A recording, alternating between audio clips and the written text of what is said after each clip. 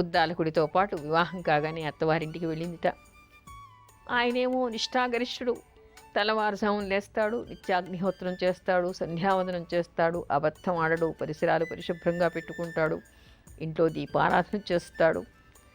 అలాంటి వాడి దగ్గరికి రోజు ఏడుస్తుందిట, నేనిక్కడ ఉండలేకపోతున్నాను. ఎందుకు ఉండలేకపోతున్నావు? నేను ఎక్కడ అపరిశుభ్రంగా ఉంటుందో అక్కడ ఉంటాను, ఎక్కడ అన్యాయం జరుగుతుందో అక్కడ ఉంటాను, ఎవరు అబద్ధాలు ఆడుతారో వాళ్ళ దగ్గర ఉంటాను, వాళ్ళని ఆశ్రయించి ఉంటాను, ఎవరు చిరిగిన బట్టలు మురికి బట్టలు వేసుకుంటారో వాళ్ళ దగ్గర ఉంటాను, ఎవరు నిద్రపోతూ ఉంటారో పొద్దెక్కే వరకు వారి ఇంట్లో ఉంటాను, ఏ ఇంట్లో దంపతులు దెబ్బలాడుతూ ఉంటారో కొట్లాడుకుంటూ ఉంటారో నేను అక్కడ ఉంటాను, ఎక్కడ హింస జరుగుతుందో నేను అక్కడ ఉంటాను. దరిద్రం తాండవిస్తూ ఉంటుంది ఎక్కడ. అందుకని ఇలాంటి పరిసరాల్లో పరిశుభ్రంగా ఉన్న చోట నిత్యాగ్నిహోత్రులు ఉన్న దగ్గర నేను నిలవలేకపోతున్నాను అని ఏడుస్తుందిట. ఆవిడ రోదన భర్త అయినటువంటి ఉద్దాలకుడు భరించలేకపోయాట. ఆవిడ అంతర్గతాన్ని గమనించాడు. విష్ణుమూర్తి ఆజ్ఞ ప్రకారం వివాహం అయితే చేసుకున్నాడు, కానీ ఆవిడ ఉండనంటోంది. అందుకని దివ్య దృష్టి కలిగినటువంటి మహర్షి కాబట్టి ఆయన, రా నీకు సరి అయినటువంటి స్థలాన్ని చూపిస్తానని చెప్పేసి కర్రావి చెట్టు దగ్గర దీని మూలంలో నువ్వు కూర్చో, నీకు సరి అయినటువంటి ప్రదేశాన్ని నేను వెతికి వస్తానని ఆవిడ అక్కడ కూర్చోపెట్టి వెళ్ళిపోయాట. అతను తిరిగి రాలేదు, ఆవిడ అక్కడి నుంచి కదలలేదు. కాకపోతే ఎక్కడ దరిద్రము అంటే ఎక్కడ అపరిశుభ్రత ఉంటుందో, ఎక్కడ హింస ఉంటుందో, ఎక్కడ అసత్యం ఉంటుందో అక్కడ ఆవిడ ఉంటుంది.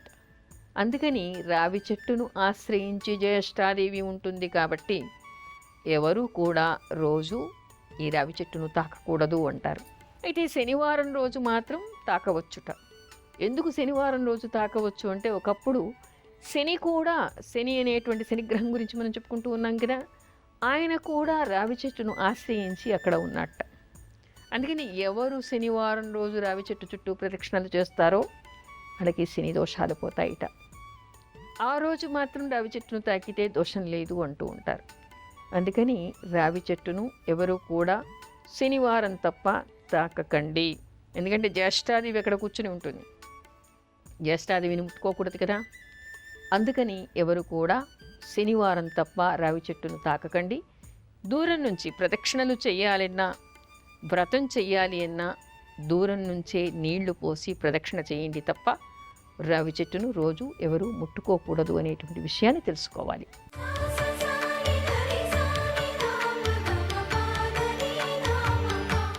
సర్వమంగళ మాంగళ్యే శివే సర్వార్థ సాధకే శరణ్యే త్రయంబకే గౌరీ నారాయణీ నమోస్తుతే. సత్సాంగత్య ఫలితం ఎలా ఉంటుంది? సత్సాంగత్యం అంటే సజ్జనులతో, మంచి వారితో కలిసి సన్నిహితంగా ఉండటం వలన ఎలాంటి ఫలితం ఉంటుంది? లోకల్లో కూడా మనం చాలా చూస్తూ ఉంటాం. మావాడు మంచివాడేనండి, స్నేహితుల వల్ల చెడిపోయాడు. మా పిల్లలు మంచివాళ్ళేనండి, మా చుట్టుపక్కల వాళ్ళు బాగాలేరు. వాళ్ళతో కూడి వాళ్ళని చూసి చెడిపోతూ ఉన్నారు. అందుకని ఈ ప్రదేశాన్ని వదిలి వేరే చోటికి వెళ్ళాలనుకుంటున్నాము అని ఇల్లు మారేవాళ్ళు కూడా చాలామంది మనకి కనిపిస్తూ ఉంటారు. మా అబ్బాయి మంచివాడేనండి, ఆ కాలేజీలో చేరాడు కదా, ఆ కాలేజీలో పిల్లలంతా కూడా చెడిపోయిన వాళ్ళు. వాళ్ళంతా తాగుతుంటారు, తిరుగుతూ ఉంటారు, మత్తు పదార్థాలకు అలవాటు పడుతూ ఉంటారు. అలాంటి వాళ్ళతో కూడి మావాడు కూడా చెడిపోయాడు, జీవితం ఎందుకు పనికి రాకుండా అయిపోయింది అని మరి కొంతమంది వాపోతూ ఉంటారు. అమ్మాయిల గురించి, అబ్బాయిల గురించి, ముఖ్యంగా వయసులో ఉన్నటువంటి వాళ్ళు, అంతేకాదు పెద్దవాళ్ళు కూడా కొంతమంది సాంగత్య దోషం వల్ల చెడిపోతూ ఉంటారు. అక్కడెక్కడో పోటీకి వ్యాపారంలో పెట్టాం, వాళ్ళు పెట్టారు కదా అని వీళ్ళు వాళ్ళతో కూడి పెట్టడం, దానివల్ల నష్టాలు పోవడం, ఇలా జీవితాన్ని భ్రష్టత్వం పొందించుకున్న వాళ్ళు చాలామంది కనిపిస్తూ ఉంటారు. తిరిగే వాళ్ళని చూసి వాళ్ళు తిరిగినా సరే, తప్పు తిరుగుళ్ళు తిరిగినా సరే వాడికి బాగానే జరుగుతుంది కదా, ఆయన నేను తిరిగితే మాత్రం ఏమిటి అనుకుని తప్పుదారిలో నడిచేటువంటి మగవాళ్ళు, ఆడవాళ్ళు కూడా మనకి కనిపిస్తూ ఉంటారు లోకంలో. అలాంటి వాళ్ళు రోజు రోజుకి దిగజారిపోతూ ఉంటారు. అయితే సత్సాంగత్యం వల్ల ఎలాంటి ఫలితాలు వస్తాయి, ఎలాంటి సన్నిహితులతో ఉండాలి, ఎలాంటి వారితో మనం సన్నిహితంగా ఉండాలి అనేటువంటి విషయం మనకి కార్తీక పురాణంలో అద్భుతమైన ఆసక్తికరమైన ఒక కథనం కనిపిస్తుంది. ఒక వర్తకుడు ఉండేబట్ట, అతని అందరూ కూడా చెడ్డవాళ్లే, స్నేహితులంతా కూడా చెడ్డవాళ్లే. పేకాడుతూ ఉంటారు, తాగుతూ ఉంటారు, తిరుగుతూ ఉంటారు, ఆడవాళ్లతో తిరుగుతూ ఉంటారు, మాంసభక్షణ చేస్తూ ఉంటారు, అబద్ధాలు ఆడుతూ ఉంటారు, మోసం చేస్తూ ఉంటారు. అన్ని దురాగతాలే. మనం చెడు అని చెప్పుకునేవేవి ఉన్నాయో ఆ లక్షణాలన్నీ కూడా ఉన్నటువంటి వాళ్ళతో తిరుగుతూ అలాంటి పనులు చేస్తూనే అతను వ్యాపారం చేస్తూ ఉంటాడు. ఇంట్లో పెద్దవాడు చెప్తే వినడు, భార్య చెప్తే వినడు, మంచివాళ్ళు చెప్తే వినడు. అందరినీ కూడా పెడిచివిని పెట్టి తన మొండితనంతో మూర్ఖత్వంతో అతను దురలవాట్లకి లోనైపోయాడు. కానీ సంపాదన మాత్రం అతనికి చాలా ఇష్టమైంది. దానికోసం ఎంతైనా కష్టపడతాడు. అలా వర్తకం కోసం అతను ఏం చేశాడు, వేరే వేరే ఊర్లకి వెళుతూ ఉంటాడు. అలా వెళ్ళినప్పుడు ఒకసారి నర్మదా నదీ తీరానికి వెళ్ళాడుట. కార్తీక మాసం వచ్చేసింది. చాలామంది యాత్రికులంతా కూడా అక్కడికి వచ్చారు. ఎందుకంటే ఎక్కడెక్కడ మనకి పుణ్యస్థలాలు ఉంటాయో ఇలాంటి కార్తీక మాసంలో శివక్షేత్రాలకి, విష్ణు క్షేత్రాలకి సాధారణంగా భక్తులంతా కూడా వెళుతూ ఉంటారు.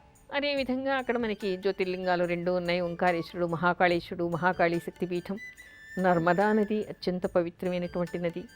ఆ తీరానికి వెళ్ళేసరికి అక్కడ జనసమ్మర్దం చాలా ఉంది. యాత్రికులు వస్తూ పోతూ ఉన్నారు. అతని వ్యాపారం కూడా బాగా జరుగుతుంది. ఎందుకంటే జనాలు చాలామంది ఉన్నారు కాబట్టి అలాంటి చోట అతని వర్తకం, వ్యాపారం కూడా బాగా జరుగుతోంది. ఇదేదో బాగానే ఉంది అనుకున్నాడు. అక్కడే నెల్లాళ్ళు ఉండిపోయేట. ఉండిపోతే ఏమిటి, వ్యాపారం ఏమిటి, వస్తువులు అమ్ముకోవాలి అంటే రోజు నదీ తీరానికి వెళ్ళాలి. అక్కడ పొద్దున్నే కొన్ని వస్తువులు అమ్మాలి. అందరితో పాటు అతను కూడా స్నానం చేసేవాడు. ఎందుకంటే పరదేశం వెళ్ళాడు కాబట్టి పొద్దున్నే నదీ స్నానం చేసేవాడు. దేవాలయానికి వెళ్ళేవాడు. సాయంత్రం పూట కూడా దేవాలయానికి వెళ్ళేవాడు. అందరూ వెళుతున్నారుగా తను దర్శనం చేసుకునేవాడు. వాళ్ళకి కావలసినటువంటి వస్తువులన్నీ కూడా అమ్ముతూ ఉండేవాడు. అలా నెల రోజులు అక్కడి నుంచి కదలకుండా అతను ఉన్నట్ట. పొద్దున్న నుంచి సాయంత్రం వరకు అతనికి తినడానికి అవకాశం ఉండేది కాదుట. ఏ రాత్రికో భోజనం చేసేవాడు. ఉదయాన్నే నర్మదా నదిలో స్నానం చేసేవాడు. దేవతా పూజకి కావలసినటువంటి వస్తువుల్ని అమ్ముతూ ఉండేవాడు. అంటే అతని వస్తువుల వర్తకం కూడా ఏ విధంగా ఉంది, భగవంతుడికి ఉపయోగించేవిగానే ఉన్నాయి. అతని ఎలాంటి సన్నిహితులతో ఉన్నారు, వాళ్ళందరూ కూడా భజనలు చేస్తూ ఉంటారు. అక్కడ కూర్చుని రోజు కాకపోయినా ఒకసారి అరసారి అయినా కూడా జనార్దన, నారాయణ అనుకుంటూ ఉండేవాడుట, ఈశ్వర అనుకుంటూ ఉండేవాడుట. ఎందుకు అందరూ అక్కడ కూర్చొని భజనలు చేస్తారు, కీర్తనలు పాడతారు, సహస్రనామాలు చేస్తూ ఉంటారు.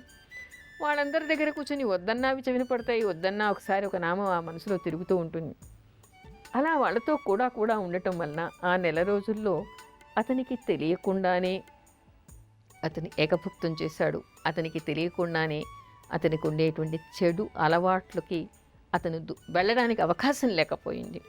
తాగడానికి మద్యమాంసం, ఎందుకంటే యాత్రాస్థలంలో ఉన్నారు కదా, అందుకని అక్కడ మద్యమాంసాలు స్వీకరించడానికి లేదు. బ్రహ్మచర్యంగా ఉన్నాడు.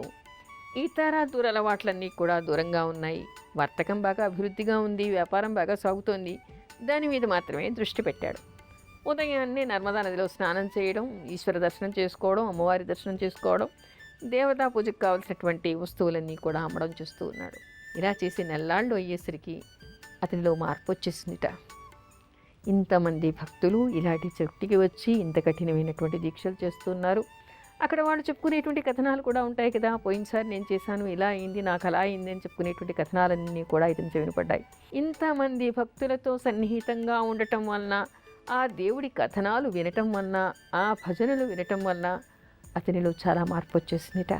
ఇంకా నేను ఇంటికి వెళ్ళిన తర్వాత ఇలాంటి పనులన్నీ చేయకూడదు, వాళ్ళకి ఎంతటి గౌరవం ఉంది, ఎంతటి పనులు సాగాయి, అందరూ కూడా వాళ్ళని ఏ విధంగా గౌరవిస్తూ ఉన్నారు అనేటువంటి విషయం అతనికి అవగాహనకి వచ్చిందిట. ఆ తర్వాత అతను పూర్తిగా మారిపోయాడుట. మారిపోవడమే కాదు, అతనికి ఉండేటువంటి పాపాలన్నీ కూడా పరిహారం అయ్యాయిట. ఏం చెప్తారంటే, ఎవరు కార్తీక మాసంలో వ్రతాన్ని చేస్తారో వాళ్ళ పుణ్యాన్ని లెక్కించడానికే బ్రహ్మ ఇంద్రాదులకు కూడా వీరు కానంత పుణ్యం వస్తుందిట వాళ్ళకి. అంటే నియమనిష్టలతో ఎవరు ఉంటారో వాళ్ళందరికీ కూడా సకల పాపాల నుంచి విముక్తి కలుగుతుంది అనేటువంటి విషయం మనకి కార్తీక పురాణంలో కనిపిస్తోంది. ఆ విధంగా ఆ వర్తకుడు తనకి తెలియకుండానే తను సత్సాంగత్యం వలన, అంటే మంచి వాళ్లతో సన్నిహితంగా ఉండటం వలన అక్కడ అతను వాళ్ళతో పాటు భజన వినటం, చేయటం, నదీ స్నానం చేయటం, ఈశ్వర దర్శనం చేసుకుని ఆ నెల రోజులు నియమనిష్టలతో ఉండటం వలన అతనికి ఉండేటువంటి సకల దోషాలు పోవడమే కాకుండా అతను మంచివాడిగా కూడా మారిపోయాట. అందుకని ఏం చెప్తారు, మన స్నేహితుల్ని చూసి మనం ఏమిటో నిర్ణయిస్తారుట.